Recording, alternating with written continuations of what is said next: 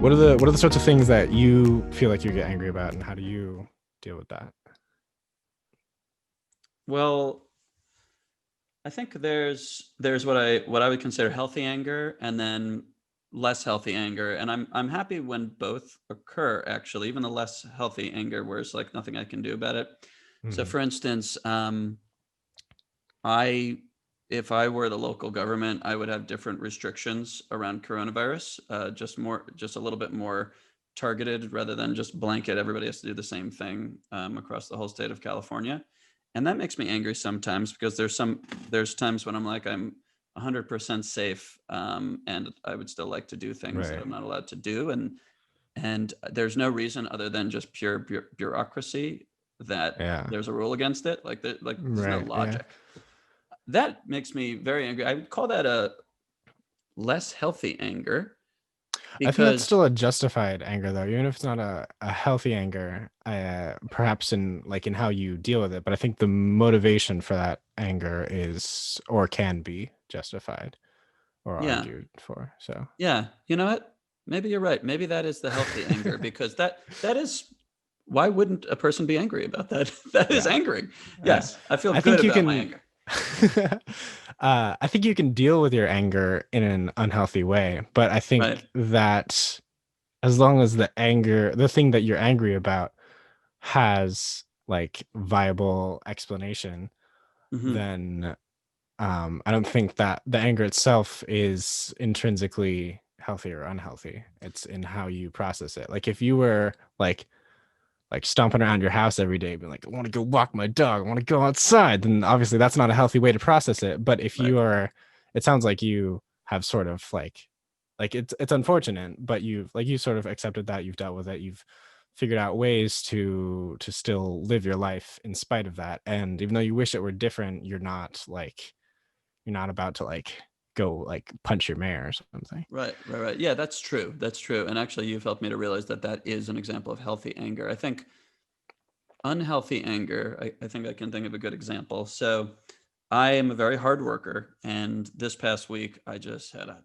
ton of things in work. It was just back to back for really the last 3 weeks, and this was like 2 days ago. I finished work, and I was just kind of complaining to my wife. I was like, "Oh my god, I'm so tired. I had such a back to back crazy day," and Hmm. she had a busy day too, and basically didn't show a lot of sympathy. And I was kind of hinting that I wanted sympathy. I was just like, Yeah. "Oh my god, my day was so hard."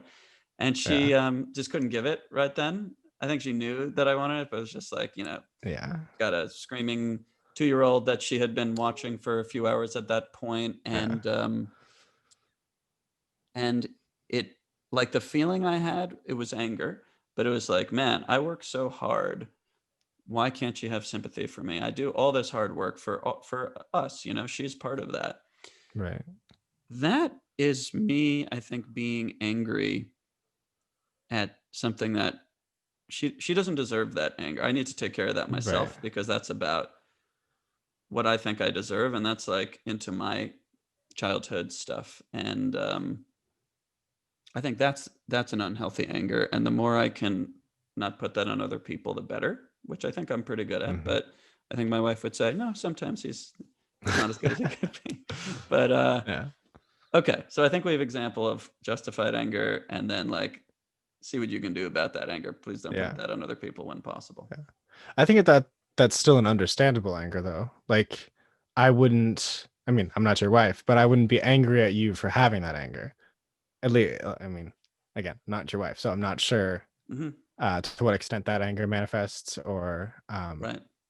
and but yeah, like you sound like you understand that she had a bad day or a long day, Yeah. and she probably understands the same about you.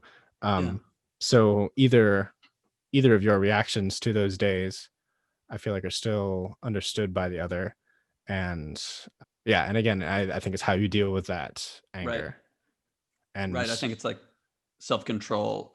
yeah, If I can realize what I just said quickly enough and curtail whatever I might be putting on her, like if I were to just start stomping my feet type thing and just be like, hey, I had a hard day. Why can't you pay attention to me or something like that?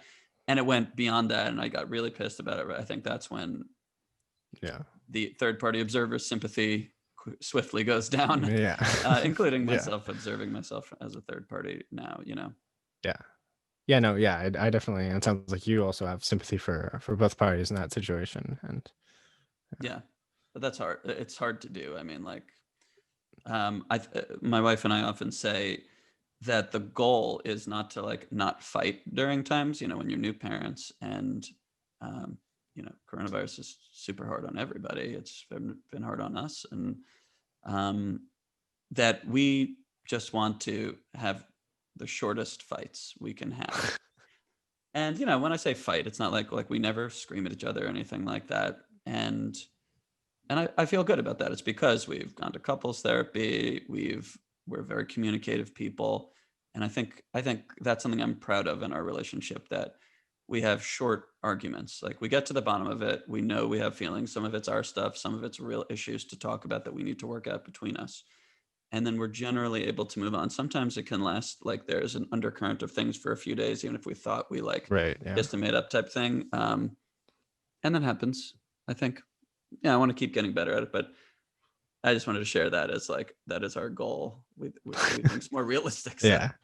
Yeah, no, that's a good goal. And yeah, you seem like the kind of person that, or I think we both seem like the kind of people that aren't gonna be like screaming at people when they're having an argument. And I think that that's sort of indicative of a mature, even if you, or discussion or argument or whatever you want to call it, that you can still understand the other person and listen to the other person and make the other person feel like they're being listened to.